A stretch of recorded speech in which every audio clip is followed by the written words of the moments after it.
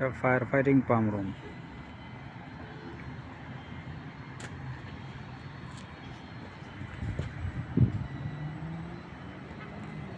এখানে কাজে অনেক ভুল করছে, ভুলগুলো দেখাবো আজকে।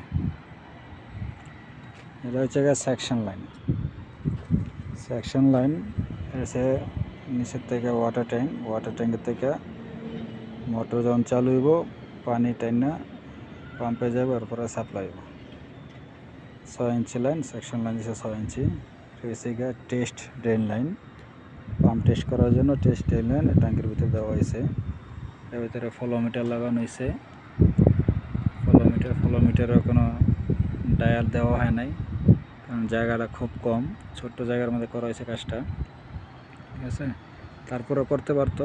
এই লাইনটা এই টিয়ের পাশে রাখলে এদিক দিয়ে আসলে পরে এদিকে দিয়া 5 ডায়া 2 ডায়াতে কাজ করানো যেত, ঠিক আছে। এখানে সবচেয়ে বড় ভুল করছে এখানে সেকশন লাইনে। 6 ইঞ্চি লাইন সেকশন, এটা তো বড় পাম্প, যখন ডিজেল পাম্প ইলেকট্রিক পাম্প যখন চলবে তখন তো নিচে ফ্লোট বাল্ব আছে, এনআরবি আছে, এটা অটোমেটিক এনে তুলতে পারবে, কারণ ওই শক্তি আছে। কিন্তু এরা সবচেয়ে ভুল করছে এটা, এই জকি লাইনে, এই হেডার থেকে জকি লাইনেরা কানেকশন করছে। যখন জকি চালু হয় এই পাইপে যতটুকু পানি আছে ততটুকু পানি জকি টাইনা নেয়, এরপরে চেক বাল আর তুলতে পারে না। এটা সবচেয়ে বড় ভুল। এটার জন্য আলাদা লাইন দেওয়ার উচিত ছিল, এরা আলাদা লাইন দেয় নাই। তো এখন আমি আসছি এটা কাজ করার জন্য, এটার আলাদা লাইন করবো। এটা সেপারেট লাইন করে ট্যাঙ্কের ভিতরে দিব, দেশের জকি সেপারেট লাইন করবো। আবার কিছু ড্রেন লাইনের কাজ আছে, ড্রেন লাইন ওরা করায় নাই। ড্রেন লাইনে করতে হইব, কিছু সাপোর্ট লাগাইতে হইব। সাপোর্ট লাগানো রেডি হইলে এরপরে টেস্টিং অ্যান্ড কমিশনের কাজ চালু হবে জায়গায়। তো যারা পাম্প রুমে কাজ করেন এই ভুল কখনো করবেন না। আন্ডারগ্রাউন্ডে যদি ওয়াটার ট্যাঙ্ক হয় এবং ওই ট্যাঙ্কের উপরে যদি ফায়ার পাম্প হয় তখন আলাদা আলাদা ওটা সবচেয়ে বেটার। জকি তো মাস্ট আলাদা দিতে হইব, এবং ইলেকট্রিক আর ডিজেল একটা দিলে হবে, এবং দুইটা সেপারেট করে দিলে আরও ভালো, ঠিক আছে। সবাই ভিডিওটা লাইক করবেন, কমেন্ট করবেন, পেজটাকে ফলো করবেন।